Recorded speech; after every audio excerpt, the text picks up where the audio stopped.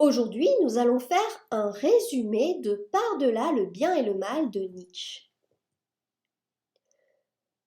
Une idée clé dans Par-delà le bien et le mal, ainsi que dans de nombreuses autres œuvres de Nietzsche, est que la volonté de puissance est la force motrice de toute la vie et l'instinct le plus puissant d'un être humain.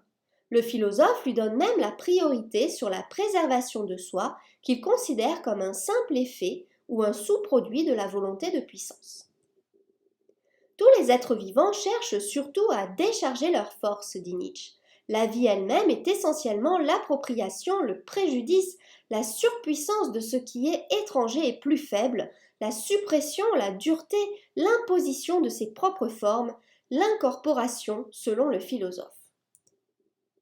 La volonté de puissance souhaite se propager, saisir, devenir prédominante, non pas par sentiment de moralité ou d'immoralité, mais parce qu'il est naturel qu'elle le fasse.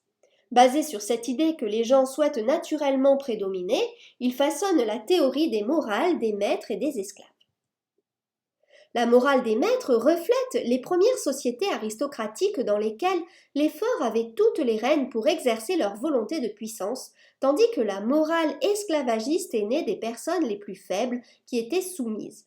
Le seul choix qu'ils avaient était de tourner leur volonté de pouvoir vers l'intérieur sous forme de ressentiment ou de haine malveillante de leurs oppresseurs qu'ils devaient supprimer ou diriger vers un autre canal, souvent avec l'aide de la religion.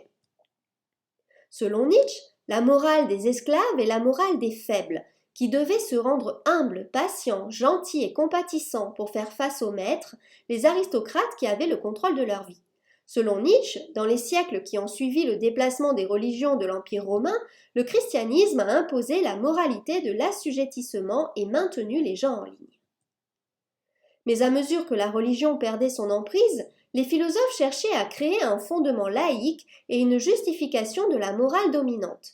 Ainsi, Nietzsche voit l'histoire de la philosophie occidentale comme la continuation d'une justification de la morale esclavagiste. La pensée philosophique est l'expression la plus spirituelle de la volonté de puissance.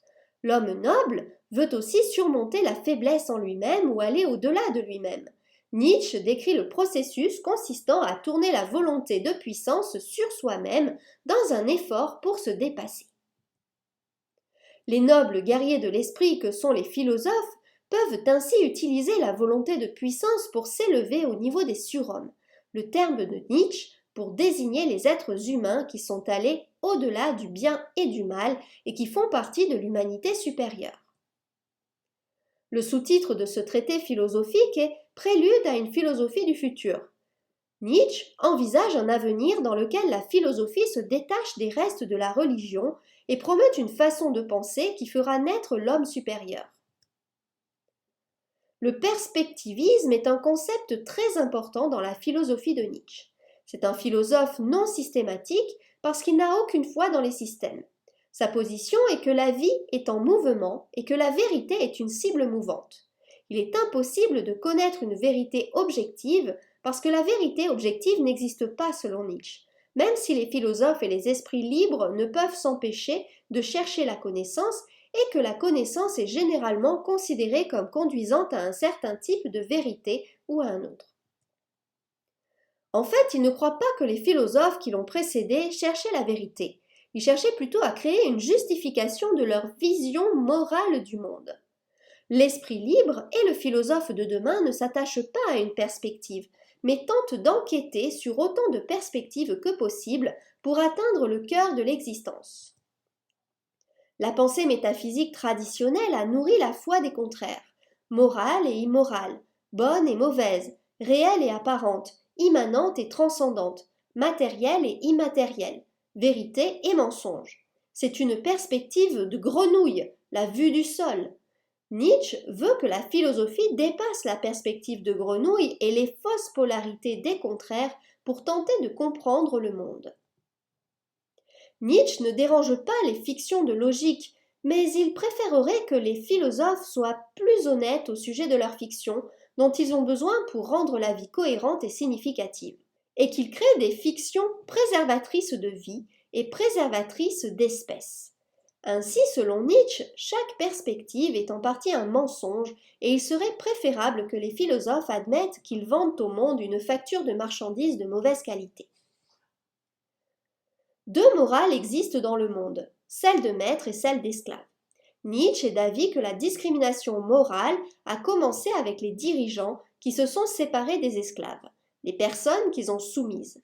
Les aristocrates originaux des cultures anciennes étaient ces nobles, les forts qui dominaient les faibles. À ce stade, bon et mauvais signifiaient la même chose que noble et serf. Les nobles se sont sentis comme bons et leurs esclaves comme méprisables ou mauvais. Je vous renvoie à ce sujet à ma fiche de vocabulaire sur le mot vilain. Les nobles déterminaient les valeurs et ils admiraient la force, le courage, la ruse, l'audace, toutes des caractéristiques qui exprimaient leur volonté de puissance. Ils ne respectaient ni la compassion ni la pitié, les caractéristiques de l'esclave.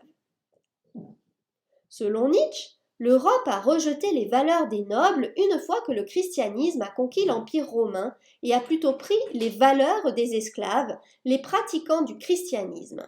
Il pense que ces valeurs continuent d'entacher la philosophie occidentale.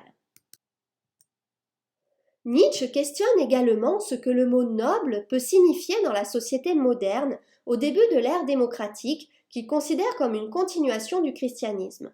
Nietzsche répond « L'âme noble a du respect pour elle-même. Cela est vrai que le noble gagne ou non son nom et sa renommée. » Le noble d'aujourd'hui s'apparente à un esprit libre ou à un vrai philosophe, quelqu'un qui est prêt à remettre en question profondément ses propres présupposés dans son questionnement sur la réalité. Les nobles d'aujourd'hui tournent la volonté de puissance sur eux-mêmes dans une véritable quête de connaissance et de désir de se surpasser. L'esprit libre ou le philosophe souhaite atteindre le niveau d'un surhomme. À divers moments, Nietzsche assimile les esprits libres aux nouveaux philosophes ainsi qu'aux philosophes de demain, et ils ont les caractéristiques de la noblesse en ce sens qu'ils exercent leur volonté de puissance dans le but de surmonter leurs propres limites. L'esprit libre dit oui à toute la vie, le bien, le mal et le laid.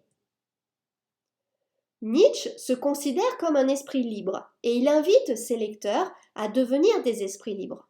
C'est souvent le sort de l'esprit libre, la personne qui souffre profondément de découvrir la vérité, de se retrouver seul, mal compris et isolé.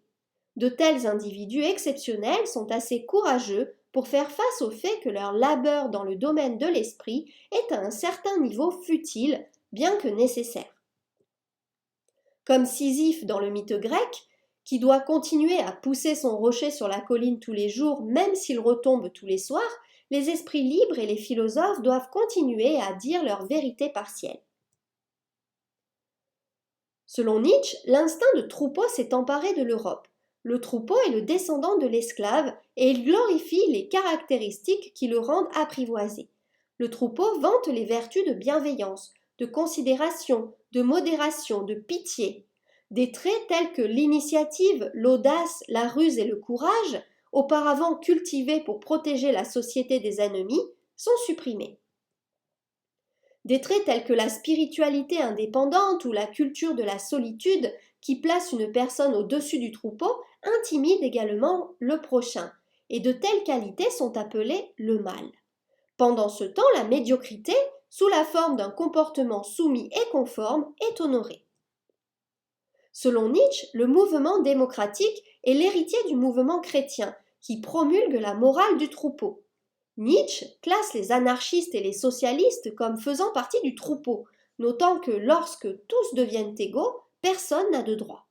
Tous les trois, démocrates, anarchistes et socialistes, partagent la religion de la pitié et menacent l'Europe d'un nouveau bouddhisme. Ils ont fait confiance à la communauté, au troupeau. Nietzsche veut rejeter la moralité du troupeau et faire apparaître des esprits libres qui élèveront des dirigeants pour amener l'humanité à un niveau supérieur. Ils créeront les conditions pour que l'homme supérieur émerge.